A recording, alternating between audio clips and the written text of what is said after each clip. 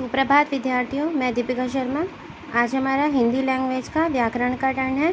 तो मैं आपको पाठ 25 संवाद लेखन के बारे में बताऊंगी, जिसे इंग्लिश में डायलॉग राइटिंग कहते हैं।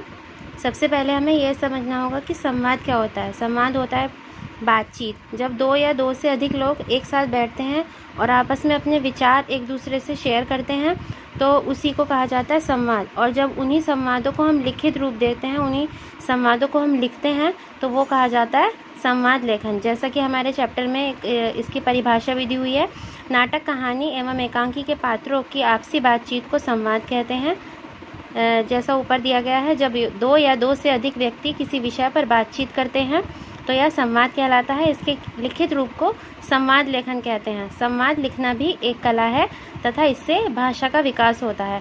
फॉर एग्जाम्पल, इसमें हम अपनी क्लास का भी ले सकते हैं। जैसे आपके और मेरे बीच जब हमारी लाइव क्लास होती है तो हम एक दूसरे से अपने विचार शेयर करते हैं, किस तरह हमारी कक्षा शुरू होती है और किस तरह हमारे टॉपिक पर आकर और वो ख़त्म हो जाती है। तो वो हमारे बीच संवाद होते हैं। अगर इन्हीं बातों को हम लिखेंगे अपनी लैंग्वेज में तो वो होगा संवाद लेखन। देखिए, इसमें बहुत सारे एग्जाम्पल दिए हुए हैं।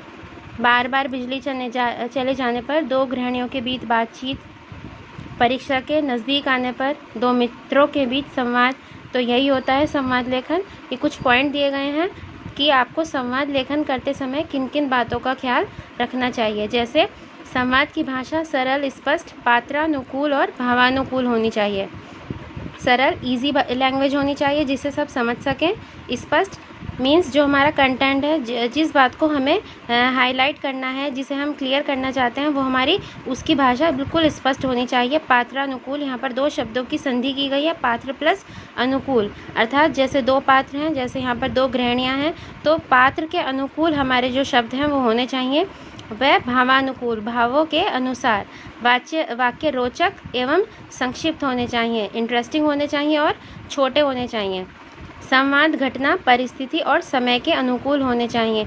लाइक अगर हम जो भी बोलते हैं, जो भी हम लिखते हैं, वो हमारा कंटेंट से रिलेटेड होना चाहिए या उस टाइम जो भी हमें टॉपिक दिया हो उससे बिल्कुल रिलेटेड होना चाहिए। ये नहीं कि हम कहीं से भी कुछ भी उठाकर कोई भी वाक्य हम अपने संवाद लेखन में ऐड कर दें या उसके साथ लिख दें।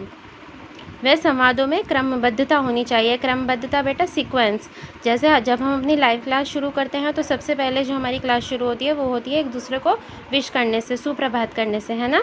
और उसके बाद हम अपने टॉपिक पर आते हैं और फिर हमारा टॉपिक एंड हो जाता है। तो इसी तरह जो क्रमबद्धता है, जो क्रम है, वो उसकी क्रमानुसार ही होनी चाहिए। ओके, तो इस टॉपिक से रिलेटेड आपको अगर कोई क्वेरी है तो आप ई फीडबैक पर या फिर हमारी नेक्स्ट क्लास में मुझसे पूछ सकते हैं। Okay, take care.